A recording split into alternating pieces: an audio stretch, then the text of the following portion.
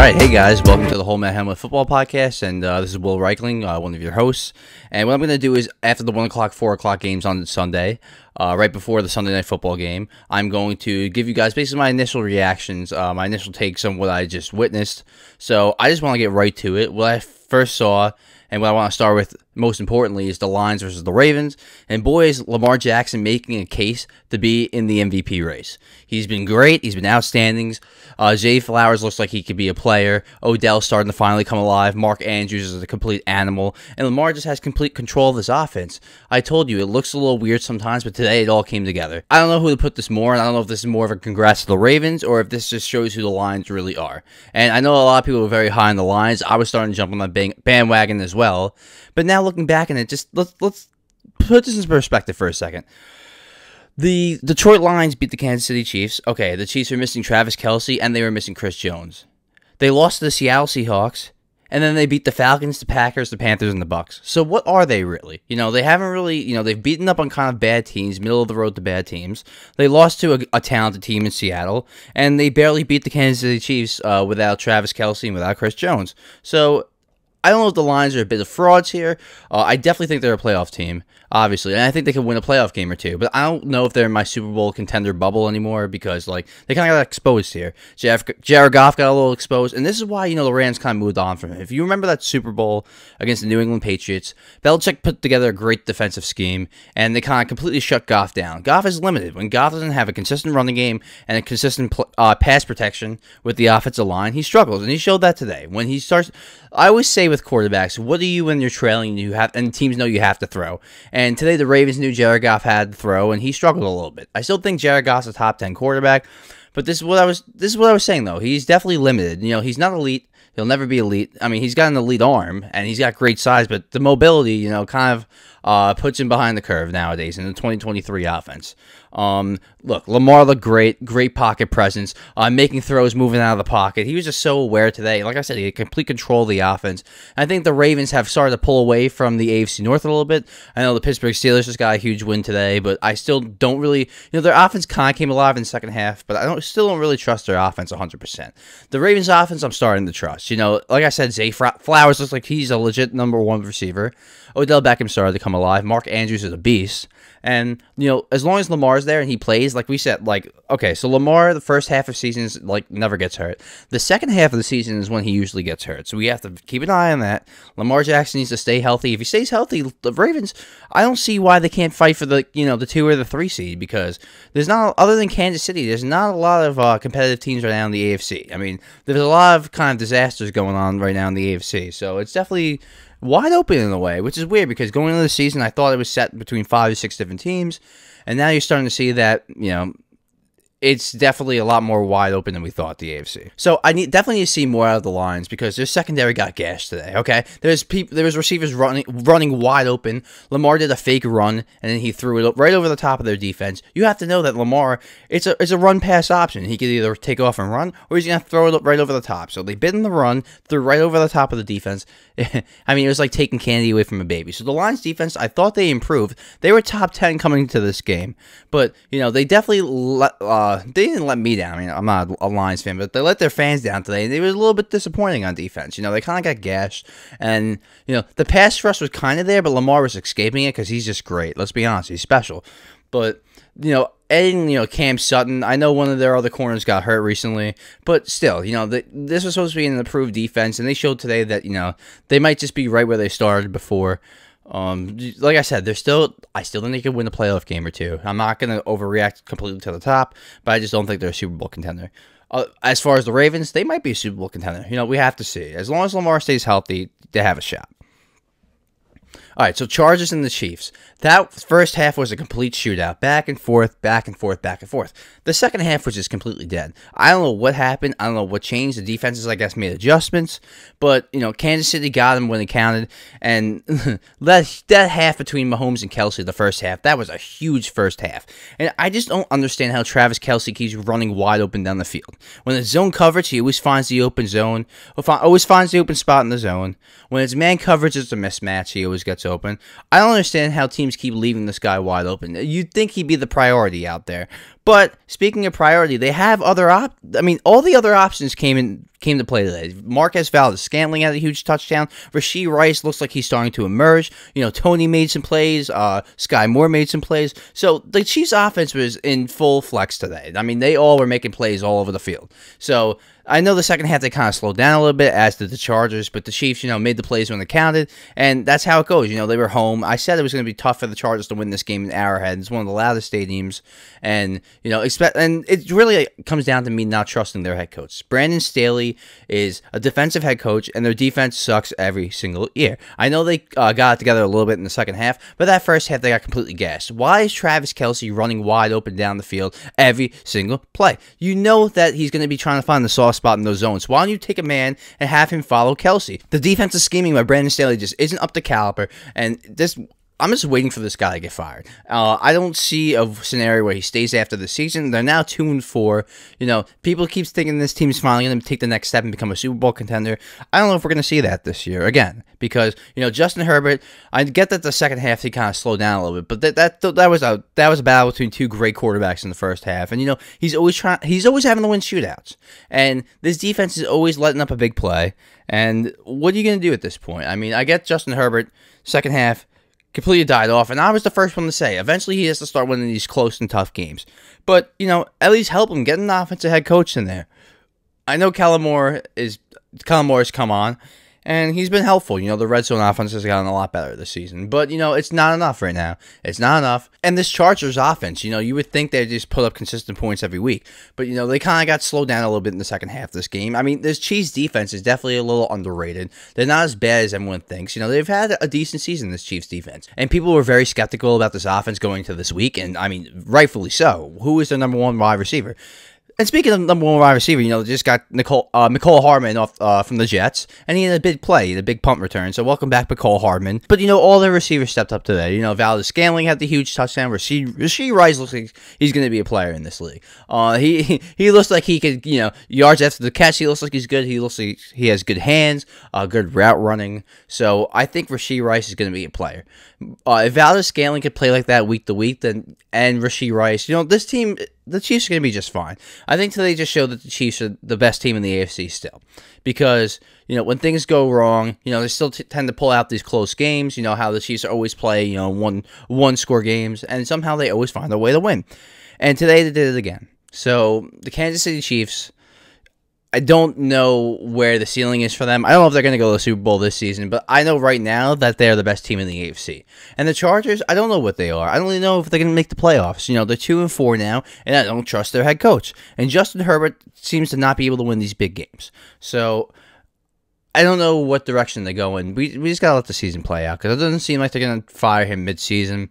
So let's see. I don't know who the next opponent is, but it's going to be a little rough for the Chargers moving forward. Now you're under 500, and you already lost the game to Kansas City. I could see the Chargers beating Kansas City at home, though, later in the season, so we will see about that. So what I think is the upset of the week, and I think many people think is the upset of the week, is the Buffalo Bills losing to the New England Patriots. Now, the New England Patriots have been, terrible all season. Their one win was against the New York Jets, and, they barely beat them with Zach Wilson playing at his worst. I went to that game, so I should know. But, Patriots defense played great in this game. They were running all over the field, flying around fast. The Bills offense, got off to a slow start, of course, and, Diggs couldn't really get going in this game. And I think this is less about New England, and this is more about the Bills. Yes, Mac Jones played good this game. He played pretty good. He didn't make the big mistake. They finally got the ground game going in New England. So the defense played great. This is their formula to win moving forward, if they're going to win more games this season. But I think this is more of a testament to Buffalo, because the Bills are just too inconsistent. How are you going to be a Super Bowl contender when you're losing these tough games to New England? Now, they almost won this game at the, they came back and they almost found a way to win this game. But even if they would have found a way to win this game, they're not going to be able to do this against Kansas City, against Miami. Even though they beat Miami, what if they, if they get it down to Miami quick, Miami's just going to blow the doors in. And I know they beat Miami again. I get that. But if they fell down to Miami, Miami will put them away fast. Because, Buffalo cannot be getting off these slow starts. And, I don't know, people can't say jet lag anymore, because I know people wanted to say that after the Jacksonville game. But how do you let New England come in and just, kind of embarrass you a little bit? But, you have talent. at every position, more talent at every position compared to New England. So the fact that Bill Belichick was able to get your number here, it's a little. I know I get that this is a divisional matchup, but like I just how the Bills Super Bowl window is just getting slightly more smaller. So at this point, can they win the Super Bowl? I don't really know anymore because they're just so up and down to me. They have that knockout quality where if they play an inferior team and they get a lead on them fast, they're going to blow them out. Like the Raiders, like the Commanders, they blew those teams out. But once a team gives them a fight, they kind of fold. And I know people said that about Miami, but they kind of have that tendency too. So the Bills, if they get a lead on you fast, they'll kind of put you away. But if someone kind of punches them back, they kind of fold a little bit. So I don't trust Buffalo moving forward really right now. I think Kansas City would just find a way to beat them, even though Buffalo might, I think Buffalo's talent is a little bit overstated too. They have Stephon Diggs, and what else do they have? They have 2 good tight ends, yes. But, James Cook is up and down. Gabe Davis is up and down. Their offensive line is definitely up and down. And their defense, they're missing a lot of players now out for the season. Milano, Trey White. So I don't know if this is Buffalo's year. I don't. And I don't, actually, to be honest with you, I don't think it is. So I think it's unfortunate, but Buffalo, like the clock's ticking for them, and it's not helping you when you're losing games to New England, who was 1-5 coming to this game. So the Rams and the Steelers, and this got off to a very slow start as well. I still kind of, even after this game, Steelers offense kind of woke up a little bit. This defense is straight up elite, though. T.J. Watt got a great interception, put them into the red zone, and then the Steelers punched it in. That was another huge reason they won again. Their defense, but their offense stepped up a little bit today. I still don't really trust their offense. I don't know. Something just feels like too up and down to me about them. And, they kind of score, and Matt Canada doesn't even get excited about it. So it's just something's a little off there. But I think Kenny Pickett played a little bit better today. He definitely he has a tendency to make big plays. I'll give Kenny Pickett that. He struggles for a lot of the game, but it seems like when he has to make a big play, he does. George Pickens is becoming a number 1 wide receiver. I like this guy, Jalen Warren, too, their running back. He's very quick. He's a little bit of a change of pace back. But, Najee's been playing a lot better, too. So they're starting to get some kind of running game going, even though they haven't really been successful going into this week. They're still trying to attack that. So they have an elite defense. They have some players on offense, and Deontay Johnson came back today and had a pretty big day. So the Pittsburgh Steelers, like I said, the AFC's wide open. There's still a world where they can make the playoffs. I don't think they will. Like I said, I don't really trust their offense, but their defense is elite. So all they have to do is make a couple plays on offense, which is what they've been doing. And look, they're 4-2 now. So congratulations to the Steelers. As far as the Rams, Puka Nacua has still been completely balling. That first half was crazy by him as well. So he's just been on a tear. He's going to be setting rookie records this season. Cooper Kupp had some nice catches, had a 2-point conversion. But, they had the lead in this game, and they kind of could. Matt Stafford has been a little weird this season. He's been putting up a lot of yards, but he hasn't been scoring a lot. They need to start getting more touchdowns and stop settling for these field goals. Their kicker missed 2 field goals. I understand that. But they got to start putting these teams away. It's kind of like how they did the Seattle week 1. They want to be fighting for the playoffs, the Rams. They need to start scoring more touchdowns. Matt Stafford's stats, like I said, if you look at them, it's more of yards and not really touchdown passes. So, like I said, they need to start putting these teams away. They had kind of a little bit of a lead on the Steelers, and the Steelers kind of came back. Not really came back, but they kind of started to, in the fourth quarter, pick it up, and the Rams started to falter a little bit. So great win for the Steelers. As far as the Rams, I wouldn't get too deflated. Like I said, the Steelers have a great defense. Stafford kind of threw a stupid interception where T.J. Watt jumped the route, and that led to a touchdown for the Steelers. So that very well could have been the difference. It was a close game at the end of the day. So all I gotta say is really the Steelers they're still in that playoff hunt. Even though I'm not crazy about Kenny Pickett, not crazy. Deontay Johnson coming back is huge for them. I love Freiermuth. I like George Pickens. So they have players I like. So it's not crazy to say that they can end up in the playoffs. They got the Bengals on their rear end. The Baltimore Ravens look like a team to beat right now, and the Browns even won today in thrilling fashion. Even though Deshaun Watson came out of the game, but the Steelers, there's a formula where they could win 9 games. I don't know about 10, but, I'm going to say 8-9 wins for the Steelers this season. The Rams, they need to start winning these close games. They might start to falter. 7 and 8, 9 wins for the Rams too. These teams are very close, and that's why it was a close game. So it was a good, fun game to watch. As for the Browns and the Colts, that was a thrilling fashion, backup against backup technically. Deshaun Watson threw 2 awful picks. The first one was very awful, and the second one was, he made a nice play moving out of the pocket and threw a terrible interception. Then he comes out of the game. Apparently he was in concussion protocol, and then they said he cleared concussion protocol, and he never came back in. My guess is he got benched because he threw those 2 awful interceptions, and they won with P.J. Walker the week before, so they said, hey, sit out this week, your shoulder's still hurting a little bit, we'll ride this one with P.J. Walker, and they get a thrilling victory. So, it was back and forth, big plays all over the place. The defense definitely, look, you're letting up, 30-something points to Gardner Minshew, so the defense definitely, some of those historic numbers definitely came back to earth today. But all I have to say is, Deshaun Watson, is weird what's going on with him right now. At first with his shoulder, apparently he was cleared to play, and he sat out because of a pain issue. So, you don't want to start getting the people in pain issues. You don't know how someone feels from an injury. One person could have the same injury as another person, and their pain tolerance is, through the roof compared to the other person. So, you never want to start getting into that. But it's just weird, he cleared concussion protocol, and then they didn't bring him back into the game. It looked like he was also wincing a little bit at his shoulder, so maybe he had some shoulder problems. They took him out. It looked a little bit like he got benched, though, in my opinion. So it looked like he got benched.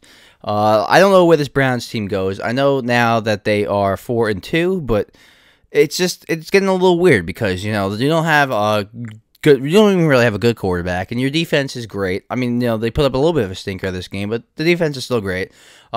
Jerome Ford ran for a huge touchdown. Kareem Hunt's running all over the place. You got Amari Cooper and Njoku. So you have some players on offense, and then Myles Garrett. Did you see that blocked field goal where he jumped over the line and then blocked the field goal? He's a beast. And this defense is a beat. Denzel Ward had himself a day. I mean, they have players. So, like I said, this AFC North is just completely stacked. But if Deshaun Watson misses more time, I can't see the Browns making the playoffs with P.J. Walker. So, I don't really know where this team goes here moving forward. Did they really bench Deshaun Watson? I think this is a question that kind of needs to be asked because I don't really know what happened in that game and why they decided to stick with P.J. Walker. I guess parts of it had to do with the shoulder as well. But, we'll see how it goes moving forward. The Colts, another nice game for them. And they have a lot of promise, the Colts. They have a lot of promise. They've been in every single game. So, once they get Richardson back next year, they have a lot to look forward to. Maybe they end up with a high draft pick to go and draft some more players. Josh Downs had a big day, too, for the Colts. Their wide receiver. So, the Colts definitely have a lot of things... a lot of positive pieces on offense. Zach Moss and Jonathan Taylor had nice days. So the running back tandem working well. Michael Pittman had some big plays. So the Colts, definitely a lot to like about the Colts too. The Browns barely squeaked this win out. So that's really all I can say about that one. The AFC's wide open, and there's been some great games in the AFC and a lot of surprising teams. All right, that's all. That's really all the main stuff I wanted to get into. So, like I said, I filmed this before the Sunday Night Football game, and obviously before the Monday Night Football game as well. So, if you want to catch that, catch my episode on Thursday with Dylan. We'll talk about that first and second. So, yeah, so tonight we have the Dolphins against the Eagles. Like I said, this is a big test for both teams. These are two teams that are very good, and that now they're both facing each other. Both teams are oh, have they really played good teams? Miami kind of got smashed in the mouth by the Bills. The Eagles got smashed in the mouth by the Jets. So now, who's really the better team here? Is Miami going to put on a track meet, or are the Eagles going to ground and pound Miami to death? We will find out tonight. So, all right, I'll see you guys later. I'll see you guys Thursday. Thank you.